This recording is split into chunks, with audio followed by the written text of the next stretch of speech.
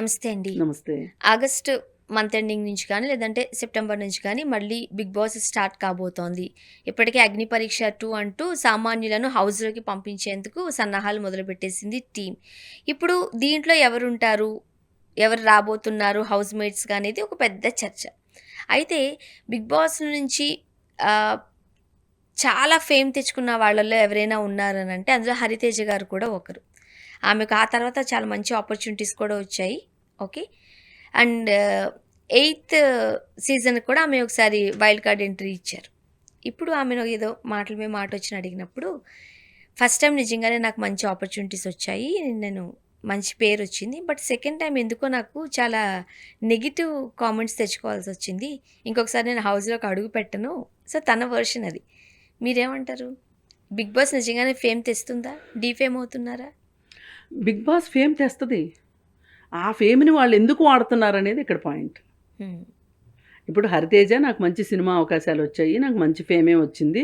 నేను ఆ విషయంలో చాలా తృప్తిగా ఉన్నాను అని జెప్పి ఆవిడ చెప్పింది. ఎప్పటి వరకు? రెండోసారి మళ్ళీ ఎయిత్ సీజన్‌లో వైల్డ్ కార్డ్ ఎంట్రీ ద్వారా ఎళ్ళే వరకు ఆమె కంఫర్టబుల్‌గానే ఉన్నారు ఆ విషయంలో. హ్మ్. ఎప్పుడైతే వైల్డ్ కార్డ్ ఎంట్రీ ద్వారా మళ్ళీ ఎయిత్ సీజన్‌లో ఎళ్లారో, ఆ ఎళ్లి బయటకొచ్చిన తర్వాత ఆమె ఎదుర్కొన్న పరిస్థితుల గురించి ఆవిడ ఎక్స్‌ప్లెయిన్ చేశారు. నేను చాలా మాస్ ట్రోలింగ్‌కి గురయ్యాను. హ్మ్. దానివల్ల నేను చాలా డిప్రెషన్‌కి కూడా గురయ్యాను.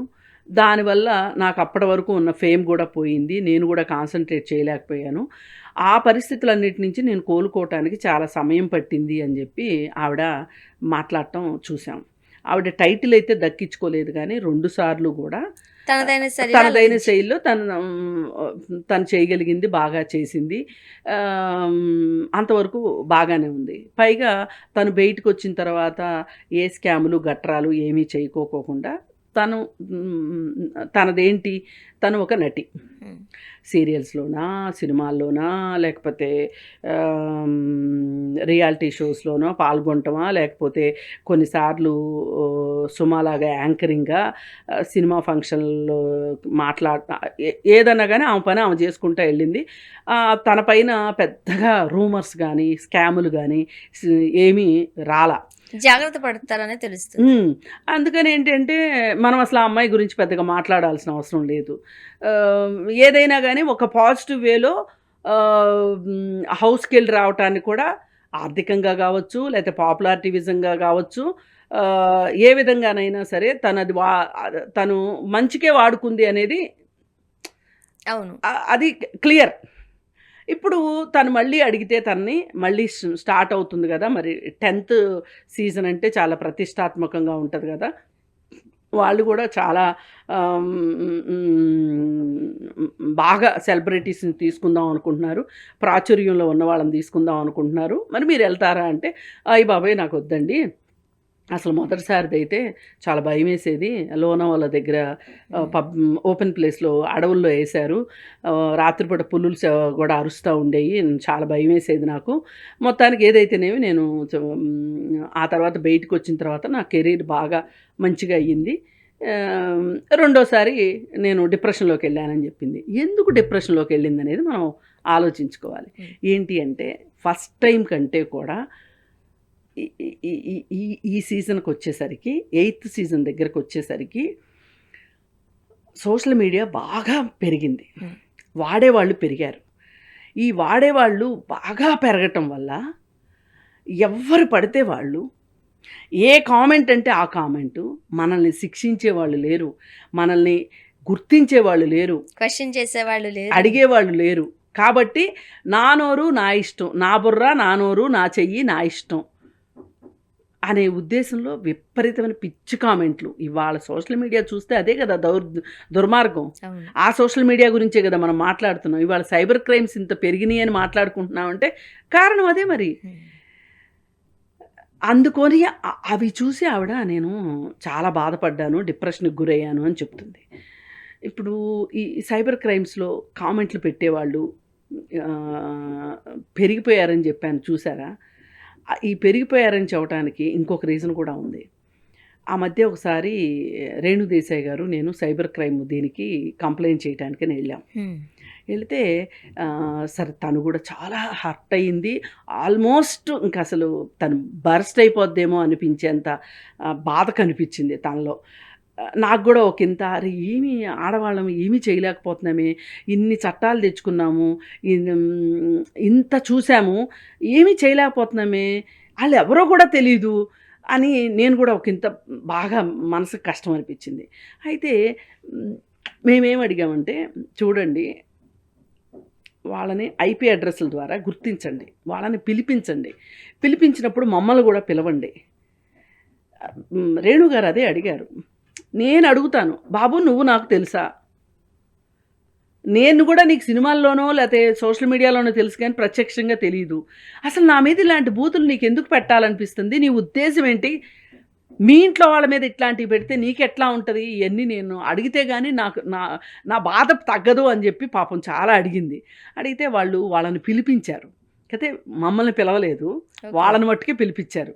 పిలిపించి మాకు ఇచ్చిన సమాచారం ఏంటో తెలుసండి, ఆశ్చర్యం వేస్తుంది అసలు.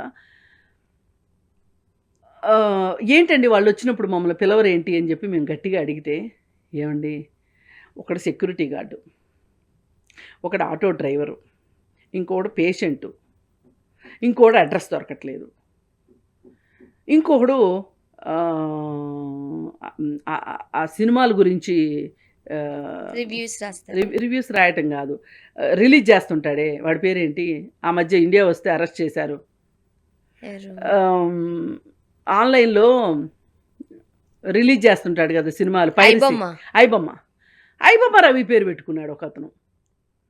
వాళ్ళు అడిగారంట, ఐబొమ్మ ఫోటో పెట్టారు, ఐబొమ్మ పేరే పెట్టుకున్నాడు. ఏంటి అంటే, నేనే ఐబొమ్మ రవి అనుకుని నా కామెంట్లు చూసి నాకు లైకులు కొడతారు, అందుకని నేను ఐబొమ్మ రవి పేరు పెట్టుకున్నాను. ఒకడైతే వాడి హిమోగ్లోబిన్ 5% ఉంది. అసలు పోలీసులు చెప్పారు, వాడిని ఎక్కువసేపు పోలీస్ స్టేషన్ ఉంచుకోవాలంటే మాకు భయం వేసిందండి. ఇప్పుడు వాడికి ఇక్కడ ఏమైనా అయిందనుకోండి ఎంత ప్రమాదం. ఇప్పుడు ఈ ఆటో డ్రైవరు, ఈ సెక్యూరిటీ గార్డు, వీళ్ళు ఏంటి అంటే, మేము తాగినప్పుడు పెట్టాం సార్ ఆ కామెంట్లు. అంటే సోషల్ మీడియాలో కామెంట్లు పెట్టే వాళ్ళ పరిస్థితి ఎలా ఉంది, వాళ్ళ మానసిక పరిస్థితి కావచ్చు. ఒకడేమో ఇంకొకటి మొహాన్ని తగిలించుకొని పెట్టేవాడు ఒకడు, ఇంకొకడేమో వాడికి అనారోగ్యం వచ్చి వాడికి మానసికంగా ఆడు సరిగా లేక ఆ డిప్రెషన్లో పెట్టేవాడు ఒకడు. కానీ మనం బిగ్ బాస్ గురించి చూసినట్లయితే శ్రీముఖి గారు కూడా కొన్ని సందర్భాలలో బయటకు వచ్చిన తర్వాత తనంత హ్యాపీగా ఉన్నారా బిగ్ బాస్కి వెళ్ళడం వల్ల అనేది మనకు చాలా అనిపించట్లేదు. అండ్ హౌస్ మేట్స్ సెలక్షన్ విషయంలో కూడా ఎవరికి అది పాజిటివ్ టాక్ ఉందా, నెగిటివ్ టాక్ ఉందా అనేది అనవసరం బిగ్ బాస్కి కదా. ఒక పేరు ఉంటే చాలు, స్కాముల్లో ఉన్నా సరే వాళ్ళని తీసుకొచ్చి హౌసుల్లో పెడుతూ ఉన్నారు. అది కాస్త ఇబ్బందికరంగా. పాపులారిటీ వాళ్ళకి కావాల్సింది, పాపులారిటీ ఎవరికి ఉంది, అది ఎలా ఉన్నా సరే అది పాజిటివా నెగిటివా అనేది అనవసరం. బిగ్ బాస్కి కావాల్సింది ఏంటంటే ఎక్కువ మంది నోళ్ళల్లో నానని వాళ్ళు కావాలి వాళ్ళకి. అండ్ రైతు బిడ్డ అంటూ వెళ్ళి టైటిల్ గెలుచుకున్న ఈ పల్లవి ప్రశాంత్ బయటకు వచ్చిన తర్వాత చేసిన అఘాయిత్యాలు మనం చూసాం. అరే ఒకళ్ళేంటి, అశురెడ్డి, అవును, ఇప్పుడు దివి, మళ్ళీ ఆ అమ్మాయి, ఇంకొక అమ్మాయి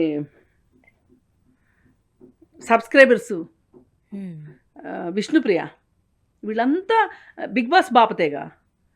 అందుకని కాకపోతే నాకు ఈ విషయంలో హరితేజ విషయం నాకు నచ్చింది ఏంటి అంటే, ఆ అమ్మాయి కెరీర్లో అమ్మాయి ఒదిగిపోయింది తప్పితే పిచ్చి వేషాలు వేయలేదు. అది కొంతవరకు నయం అనిపించింది. సరే ఏది ఏమైనా ఇప్పుడు హరితేజకి అందుకే ఎవరు పడితే వాళ్ళు పిచ్చి కామెంట్లు పెట్టేస్తే అవి చూసుకుని ఆ అమ్మాయి డిప్రెషన్లోకి వెళ్ళిపోయింది. అందుకే నాకు వద్దు బాబోయ్ ఈ బిగ్ బాస్, నన్ను ఇలా ఉండనివ్వండి అని చెప్పి. ఏదైనా ఒకటి, బిగ్ బాస్ అనేది అంత తక్కువ అంచనా వేయాల్సిన విషయం కాదు. అంటే మంచి విషయంలో, చెడు విషయంలో దాన్ని అంత తక్కువ అంచనా వేయడానికి వీల్లేదు. అక్కడికి వెళ్ళిన తర్వాత వాళ్ళు ఎట్లా తయారవుతారు, మానసిక రోగులు అవుతారా, నేరస్తులు అవుతారా, ఏమవుతారు అనేది మట్టుకు చూడాలి, వేసి చూడండి. థ్యాంక్ యూ అండి. Thank you.